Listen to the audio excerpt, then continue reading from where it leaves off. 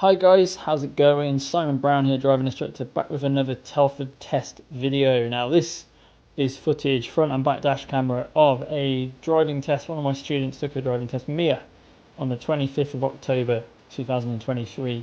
And if you want an example of a perfect drive on a driving test, Mia has the prestige and the ultimate bragging rights of being able to say that Mia passed her test first time with 0 driving faults. Not a single fault recorded on this driving test. An absolutely superb drive. A couple of you have been asking me on comments on Facebook and YouTube for a full commentary on videos, so I'm going to give you a full commentary on the whole test. I'm going to try and summarise what's been going on. I'll give you a little bit of information because there aren't any faults to talk about. I'll try and talk a bit more about what happens on an actual driving test, what you'll be expected to do, the reasons why this has happened, such and such has happened, etc. I haven't written a script. This is all very ad-lib, so if I mumble at some points, then please bear with me. Mia has left the test centre. There is no sat-nav on this route. The examiner came out with no sat-nav, so Mia will be following road signs at some point. If you are following road signs on your driving test and you have a test in Telford or surrounding areas, you may not start road sign independent driving straight away. Telford is one of those, particularly because there aren't any road signs in the first couple of turns coming out of the test centre in Horton Wood. You'll do one pretty soon afterwards. So here's our first pull over and stop on the left, just behind a parked car. Not usually that close to a junction, however, I've been asked this question before by a couple of people on my YouTube channel. Examiners sometimes ask you to park in places that you perhaps usually wouldn't park safely because they need to get you to do certain things. So in that particular situation there, the examiner, almost said his name, the examiner will ask you to pull up about a car length behind the parked car, and they might say with a caveat, for this manoeuvre, don't worry about the dropped curb next to you, or don't worry about driveways, or in that particular instance, don't worry about how close you are to that left turn behind you. Examiners, they have to cram a lot into 35 minutes worth of driving, so they have to see a lot. They'll try and pull you over 3, maybe 4 times. They'll always try and get you to pull up behind the parked car to do an angled move away. They'll always try and get you to do a hill start if possible, if the route permits it. And they'll always try and get you to pull over at least 1 more time, if not 2 more times, to know that you can judge where somewhere safe is on the road. So that was Mia's first pull over and stop already. At this point, the examiner is still directing Mia just around Horton Wood, just doing a little lap of Horton Wood so she gets the bearings. Mia said she was very nervous at the start of the test. And the examiner did a great job of trying to calm her down and was chatting to her straight away, straight off the bat, made her feel much more at ease. And she said once she was a couple of minutes in, it just felt like a normal drive. And obviously showed to get 0 faults is obviously an absolutely superb result. We're then coming to the end of the road, so Mia's looking over that right shoulder, possibly looking in the right mirror. She's going past with parked vehicles, checking the left mirror, she's coming back into the left. End of the road, we are turning right, and then I think she'll be asked to park up on the left a little bit further down that road, because I think the independent drive will start from there. So just keeping a nice distance behind this van. So you always want to see, ideally, the whole of the vehicle in front of you in your windscreen. So if you think, a lot of instructors will talk about tyres and tarmac. If you think about it, you can see the rear tyres of the vehicle and a little bit of tarmac underneath them. I don't like using that purely because it encourages you to look down rather than look up. So it encourages you to look down at those tyres. And actually, if I say to you, can you see all of that vehicle framing itself nicely in your windscreen? If you can see that, then you can see the whole of the vehicle, but you're not looking down, you're looking ahead. So that's what we're looking for. There's that second pull over and stop from Mia. So that's in a nice safe place. We don't want to go too far down that road because there are 2 other learner vehicles parked on the right. So going any closer to them would have made life a little bit more awkward for people coming behind us potentially. We'll be starting independent drive from here. So Mia would have been asked to follow signs and road markings towards Whitchurch.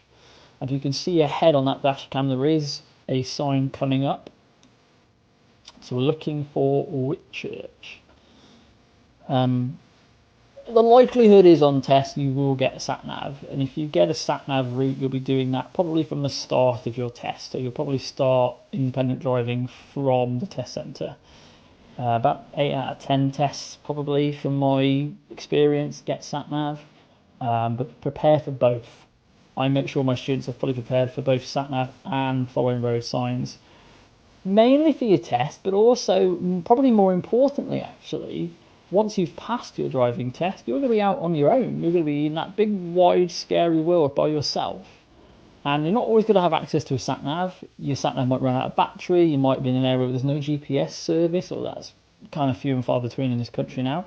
But there are occasions, there's a sign for Whitchurch by the way, so she's turning right on the roundabout. You might find yourself in a situation where you have to follow road signs. So practicing road sign awareness and being able to judge where the exit is and working out what lane to use and what corresponds to the correct exit is really important. Because you're only going to be directed on driving lessons and your driving test once you're out on your own, you're driving by yourself, no one's going to direct you. So you need to know what's safe and how to do it. Great judgment from Mia there, letting the van cross and then moving off. Going. Mia's taking right, fourth exit actually. So the second exit where that Denso lorry is, that's actually not signposted on the roundabout sign itself. So the exit position's in the same place, so she knows to turn right on the roundabout.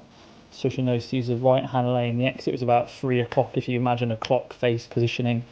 Mia comes from 6 o'clock, we're turning right at 3 o'clock. But it's actually fourth exit, not third exit, which is what the sign says. So I'm not 100% sure if the examiner confirms that or clarifies that on test. If they do, brilliant. But I kind of feel like that one's quite easy to work out. If you're turning right, you can see your sign for Whitchurch as you're coming off as well. That's in the same position. So carrying on ahead, this is a 50 speed limit. Unfortunately, my new car hasn't got a digital speedo on the dashboard anymore. I took that out because it was mainly for my benefit. I used to use a digital speedometer on my dashboard that reflected onto the windscreen because I couldn't see the whole of my analog speedometer from where I was sat in the passenger seat. So I had to lean over to look at speed sometimes when I was checking student speed, and it put them off. So my new car, my Micra, it has analog speedometer, but it also has a digital speedometer in the middle, and it's really easy to see that. So I've actually sold that digital speedometer that sits on my dashboard, unfortunately.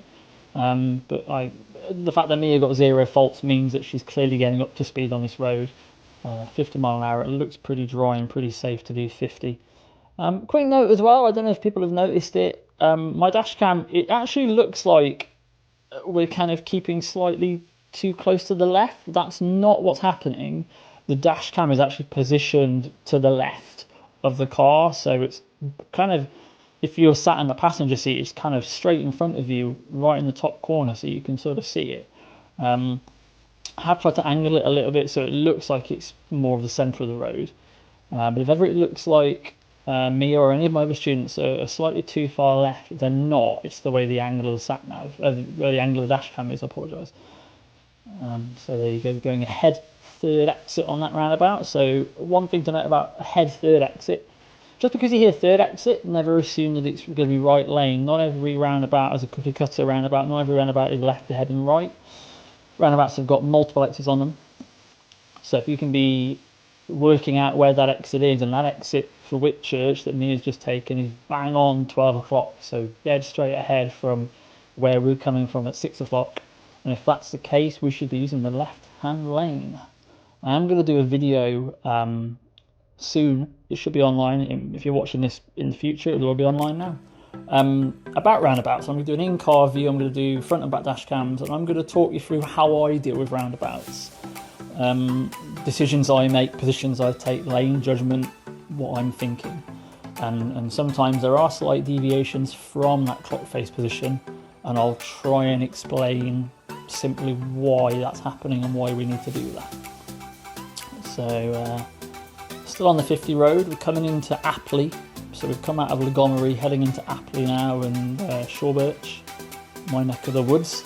And there are two roundabouts together here. Now the signs are a bit of a pain on these new. The first roundabout is actually brand new. It's only been there for a couple of months. So if you're following sat-nav on this route on your driving test, this roundabout won't actually be on the sat-nav unless the sat-nav's been really updated. But from memory, the TomTom sat-navs that the examiners use and the TomTom sat-nav I have this roundabout isn't on it, so the examiner will direct you on this first roundabout.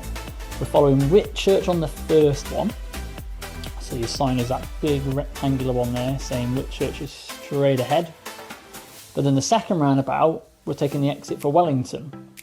So you can see the sign off the roundabout, but it's pretty much just off the roundabout. So you've got to be really careful to take your time going around this roundabout because the lanes are tight. But you also want to try and spot that sign straight away. So we've got Wellington, M54, hospital, left lane, left first exit. So we're in the correct lane already. Mia's probably mirror signalled already. Indicators on. Checking the roundabout, doesn't look too bad from my point of view.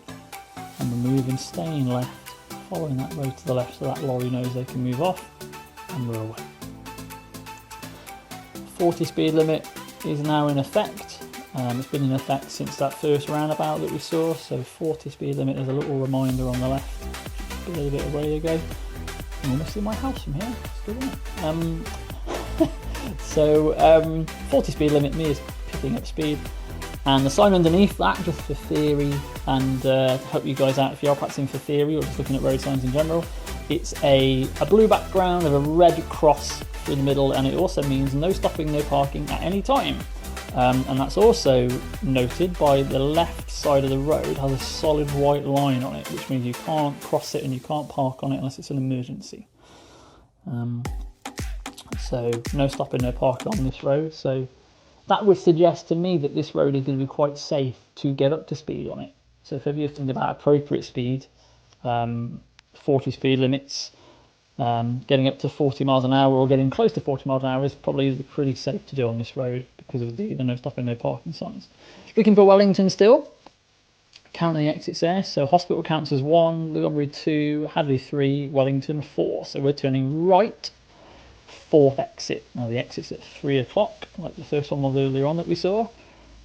This roundabout does get quite busy at times. There are a couple of schools nearby, the hospital's just off the roundabout as well, so not the biggest of roundabouts, the amount of traffic that use it. It did a bit of a bottleneck at rush hour as well, so just bear that in mind if you were driving in this little area. Turning right, fourth exit, another great bit of judgment from Mia. And Mia's got to keep nice and tight on the inside of the roundabout here because there is a van that was next to her. I feel like the van's turned off. Yeah, it took the second exit off to Montgomery. Big left side check coming across. That car in front was a little bit in the hatch line. You want to avoid that if you can. And I don't know if you noticed it, I didn't make reference to it a minute ago, but as you came to the roundabout, just before the roundabout there's a crossing, but just before the crossing there's a 30 speed change sign. So there's a gateway either side. So that means that this road, because there was no speed change coming into this road, we got to think about the last speed sign we saw. And the last speed sign that we saw was that 30, so this road is a 30. Main reason, on the right there's a secondary school, but also we're heading up into Wellington, and pretty much all of Wellington is a 30. There are areas that are 20s, but the majority of Wellington is a 30. So we're turning left at the mini roundabout, still looking for Wellington, heading towards Wellington town centre and Wellington train station. Nice left in the mini roundabout, not found any issues just yet. And from what I recall, Mia's going to be asked to park up on the left in a safe place. Now this is a bit of a nasty road to park up on. Might be a bit scary at first if we're pulling in. No, all good. Bit of a daunting experience, that is. Not the greatest of roads to pull over on. They do ask you to pull up on this road quite a lot. Your view ahead and behind is actually pretty good, so it's not the worst one. But if you can see from your rear dash cam, it's actually quite busy. So trying to find a gap to move away again can be quite troublesome. So what we will be doing right now is Mia won't have an indicator on. She'll be waiting for a gap. Potential gap is there. Has she taken that gap? No, I think she's waited there. There's a potential gap to take there. Nothing else just yet. A couple of vehicles coming behind her again as well. A couple of vans. There's a lot of vans and a lot of vans out on the road to be honest. Test, aren't there? So this test is at 11:11. I should make that aware as well. 11:11 in the morning. So this will be about 20 past 11, 25 past 11 that you'll be driving in Wellington. There's a nice big gap there. She'll probably put a quick little right indicator on because there is traffic behind her just coming towards her. So just a quick little signal to help people out. Only signal when you intend to go. try and avoid signalling as like an instinctive thing, because all you're going to do is mislead people. And if you signal first and you haven't got your car ready, so you're not in first gear, you haven't got your biting point, your right foot's not over the gas pedal, even pushing the gas a little bit, and you're indicating and that car behind you flashes you to go and you're not ready, you're making them wait. So only try and do it when there's a clear gap or clear opening. You don't really want to beg to be let out of situations unless it's very, very busy. One of my students, her driving test is on here at Mead, recently passed her test. Now Mead lives in Birmingham, but she works locally, so that's why she was learning to drive in Telford. We were talking about use of indicators in Birmingham, and she says she has to beg to be let out quite a lot because just how busy Birmingham is.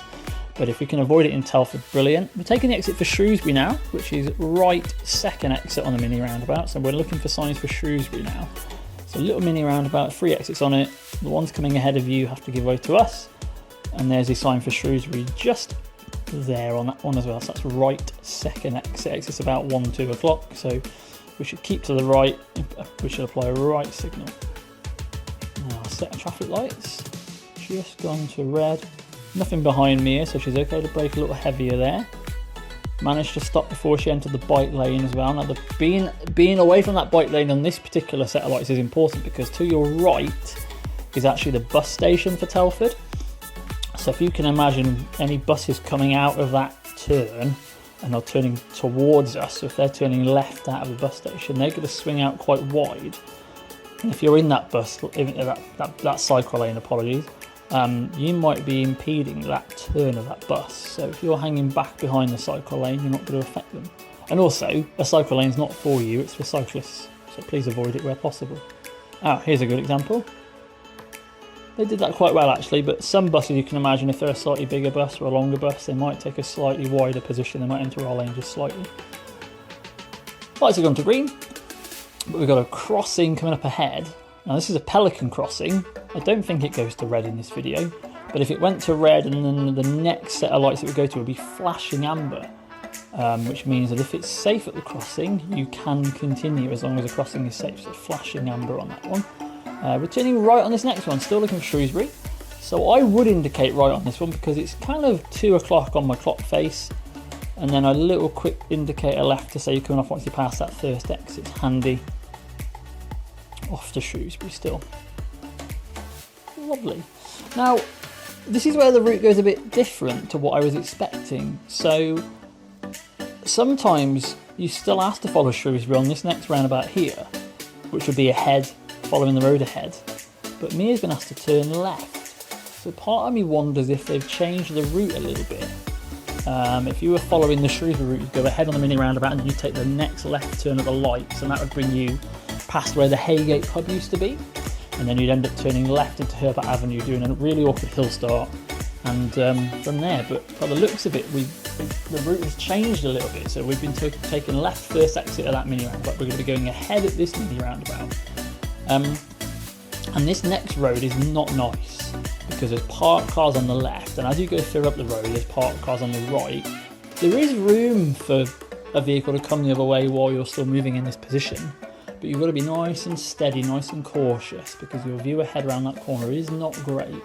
And your vanishing point ahead ends very early as well, so you can't really see what's around that corner very easily at all. So Mia probably isn't doing 30 miles an hour up here, she's probably doing more like 20, 25, just in case there's a hazard approach, just be a bit more cautious.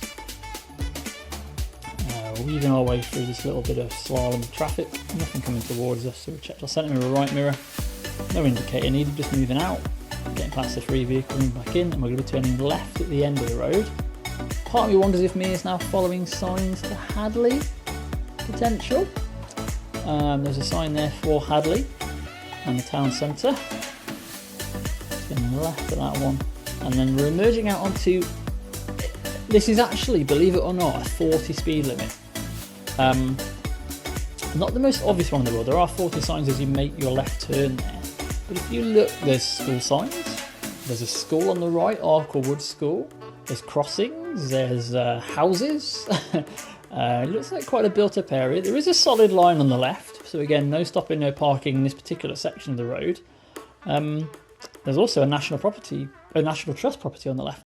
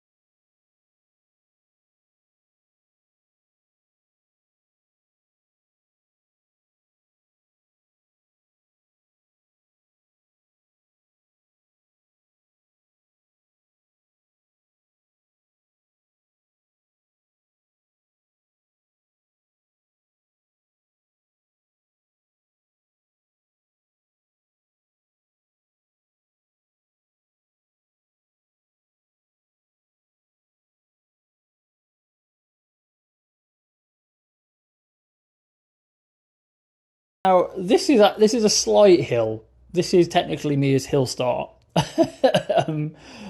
Probably the easiest hill start in the world. Mia's taken a very good decision here to wait for these pedestrians to clear, because as you can see there was a bin blocking their path, so they are walking out into the road. So she's waited for both pedestrians to clear out of the way, so there's no obstacles for her to deal with.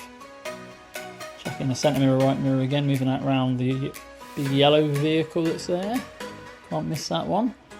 Still following Hadley. Now we're round by Telford College. There's a bit of pedestrian activity left and right, so scanning both sides of the road. Pedestrians could walk out between these vehicles on the left as well, so keeping your eyes focused on that. Is that car going to pull out on the left? No, light staying on green. Lots of things to think about in that section there. So you almost do like a commentary drive on yourself when you're learning to drive. I quite like my students to do that on lessons, and I'm open and really okay with students talking their way through things on lessons. It shows me that they understand things. And please feel free to do it on test as well. Another sign for Hadley there. Just going ahead. Not the greatest roundabout sign in the world, but enough to show that we're going ahead at the roundabout, so we know we need to use the left lane again. Second exit, no marking, so assume it's left lane. Going back to commentary and talking yourself through it, you're fine too. The examiners really don't mind. And also, who's driving? You're the driver in this situation, so you do whatever you're comfortable with. If you've done that on lessons, and if you're feeling more sure of it and reassured and confident by talking your way through it, do it. The examiners don't care. All the examiners care about is that you're safe and legal. Honestly, if I was an examiner, I'd like it if you commentate on what you were doing, because it shows me you're aware of things. It shows me that you're taking it in. You're seeing things. We're not just driving with tunnel vision. We're seeing exactly what's going on all around us. Zebra crossing, no one there. Gone into a 30 speed limit again, so staying at 30. There is a speed camera on the left around this bend, so if you are driving through this bit, please watch the speed camera. It is quite easy to pick up speed down this hill, so bring that speed down just under 30 and you'll avoid a nice speeding ticket and some points, or a potential speed awareness course. Carrying on ahead. This is in Hadley now, so we're just following the road ahead now. Quite a little way forwards. No manoeuvre as of yet, so no reversing manoeuvre, so we're either probably expecting pull up on the right, forward park, or reverse park. Pull up on the right, possibly in Horton Wood. Forward park, possibly in Horton Wood. Reverse park, if you get it, potentially back at the test centre car park. That tends to be the general rule of thumb.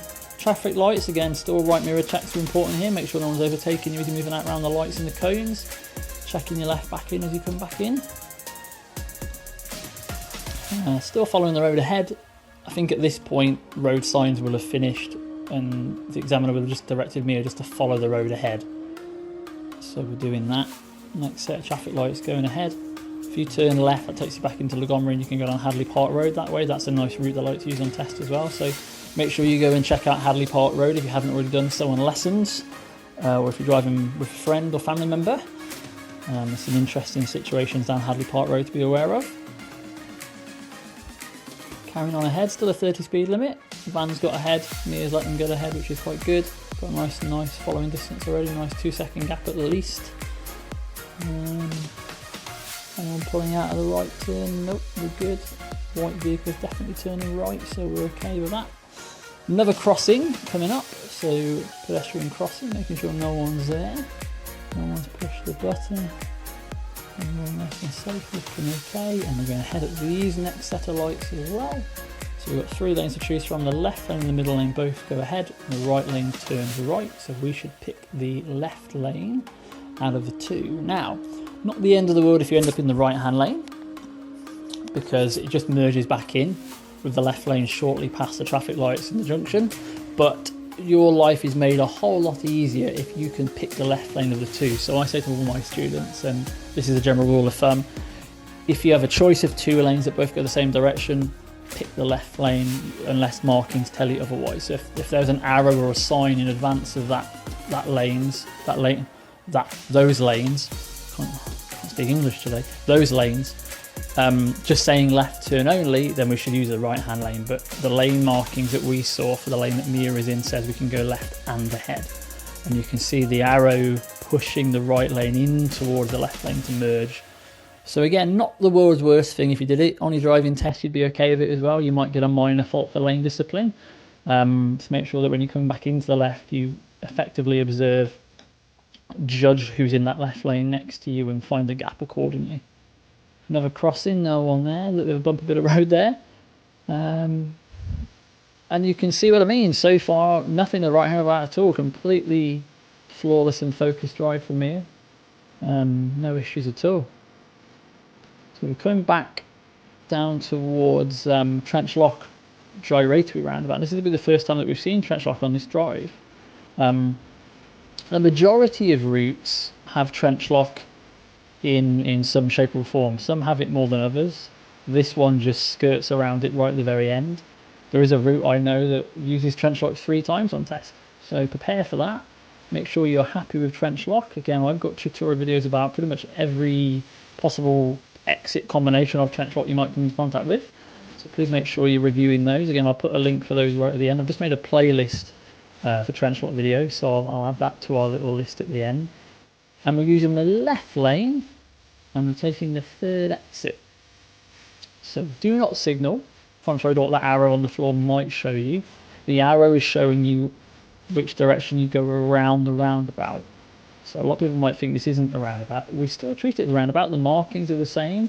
The black and white arrows and the blue arrow in the middle of the roundabout is the same as a normal roundabout. So we should follow it like a roundabout. So the arrow that you saw on the road marking is just telling us to follow it to the left. It's not telling us to turn left. It's telling us to follow the road to the left. But we're taking the third exit off towards Whitchurch and the A442. So if you look at this green sign here, if the dash cam can pick it up, Whitchurch is saying ahead. So we don't want to count the ones on the right. The first exit on the left is for the factory. Excuse me. The second exit is for RBSL, which is another factory. And the third exit is this one here, mirror signal, say you're coming off, is for Whitchurch. And again, we're in the left lane of the tube. Check that right mirror, make sure no one's merging with you. But again, if ever you were in that right hand lane, just merge in safely, not the end of the world. 30 speed limit going to a 50. Make sure you're nice and disciplined on that speed change. Don't go speeding up too early. Wait until you're past the 50 sign before you speed up to 50. And we're almost home and dry here. So Mia's coming back to the Fallowfield roundabout with the Denso factory on it. And we're turning right, fourth exit on the roundabout. So looking back to Horton Wood, so 3 o'clock on our clock face. And we're going right, mirror signal right, slowing down, 40 speed limit now in place. Looking at the roundabout, nobody affecting us, so we're going to continue ahead there, following it round. Exit 1 is Denso, exit 2 is Hadley Park East, which is a petrol station in the Fallowfield. Exit 3 is where we went on our first part of our driving test off to Whitchurch, and this is exit 4. So centre mirror, left mirror, making sure it's safe, checking that left mirror all the way as we come across, back into Horton Wood. One thing left to do, manoeuvre. So we've come back into Horton Wood. We're heading to another roundabout, so no point really getting to 40 miles an hour because you're going to be slowing down straight away. And we're turning right on the roundabout, third exit. Now we've already been on this road on the test. We came down the other way right at the start of the test, so it overlapped a little bit. Keeping an eye on that lorry on the left, make sure they don't pull out on us. They're stopping quite nicely, giving us space. I have a frog in my throat. I haven't talked this much in a while. So lots of learners on this road, lots of learner drivers in Horton Wood. So centre mirror, right mirror. Again, no signal needed because an indicator here might make people think we're turning right into that factory when we're not. Mia's done really well position-wise here. She's come across a little bit to come back in behind the black car, but then she's moving back out again. Come back in all the way now because the gap between the black car and the white car ahead of us is quite big. So we're in a nice, safe place in case that van does carry on ahead, but he's turned. Coming back out around JT, one of my good friends as a driving instructor. And we're taking the next road on the left. So mirror signal left, slowing down. View into the road is really poor because of those trees and that bush. So we're dropping into second gear, 12 miles an hour, probably max 10 to 12 miles an hour, making sure no one's parked around the bend. In we go. We're also watching the pedestrians, that kind of thing there as well. Anyone might be crossing there and we'd have to give way to them potentially. So keeping an eye and keeping that speed down is really handy. And now here's a manoeuvre coming up. So we've been asked to turn next road on the left into a car park. You can just see the markings appear on the left there. Definitely a second gear turn. Maybe even do it in first gear if you're unsure, if there's a lot of situation going on, because it is quite a narrow bit of road there. And Mia's been asked to drive in forwards into a parking bay. Now Mia is on the left hand side of the road, so it looks easier for her to turn into a parking bay on the right hand side, which is what she does. Nice and calmly, brings that speed right down, bringing that clutch in. Looks like a nice park, straightens that wheel up, facing that bush and that building ahead of us. And we're going so our curb just sits underneath our door mirrors. That's as far as we want to go. So we know we're fully in the bay, looking good, no need for an adjustment, looking nice. Reversing out of the bay, we're checking everywhere, so both blind spots all the way around, making sure no one's reversing, no one's coming in or out of the car park. And we're facing the way we came in, so we're turning full lock to the left. Still observing us coming back, like an all-seeing owl, keeping our head moving, keeping our blind spot checks coming. Making sure we're nice and safe all the way. Imagine it's the busiest car park you can think of. Even though it looks fairly quiet in this situation on test, you want to be looking like you're driving into Asda on Christmas Eve and there's a turkey shortage. That's the kind of craziness you want. So observations everywhere. We're turning left at the end of the road to leave the car park. And then there's only a few more turns left before we're home and dry. Nice move off from Mia there, turning left. And we're taking the next road on the left again. Apologies if you can hear my cat George, he's just entered the room. It's getting to lunchtime, so he's after some dinner. Taking the next road on the left. Again, bit of a better view on this one, so we can perhaps take one a little quicker than what we could take a minute ago. So 15 miles an hour I'd recommend for that one-ish. It's okay if you were doing 12 miles an hour, but your view is a bit better on that one. One more learner car to deal with, so another little mirror and move as you go around them. That's one of my business partners, Kelly, I do believe. Yeah, there it is. Hi, Kelly. Moving out around them. And then we're coming to the end of the road and we're turning left. So don't signal too early here because there are two left turns before it. So we want to mirror signal about now. We're slowing down using the full width of that opening. I feel like if anything, Mia came possibly to that a little fast. The brake had to go on a bit heavier there. She has stopped. I feel like that was probably the only chink in her armour, if anything, on that little route there. I do have a habit of marking mock tests quite harshly. I feel like I might have given Mia a minor for that, just because of her speed on approach there. But she's controlled it fine. And we're taking the next road on the right. So nice clear view ahead. We can see if anyone's turning out of these side roads on the left. Nothing coming ahead that's going to impede us at all. So we're going to be able to continue there moving. Turning in, keeping nice and tight to that centre line. And we're back on the test centre road. So coming down the road, a couple more vehicles, as is common practice around here. They are parked quite closely together as well, so we want to just be careful as we go through that space. So there's definitely room to fit a car through there, but we don't want to go too fast through it. And we're taking the next road on the right into the test centre, so Mia's really able to come back across to the left of the road to be able to turn back in again. Please make sure you do that. If you're moving around a parked car like that, don't stay on the right, because if a vehicle comes around that bend, you're in trouble. Red vehicle just leaving the test centre. They were on test as well. I believe they passed as well, so well done to that person. Just chatting to their father just as they were coming back. And we've plonked it in the parking bay. And there we go. Congratulations.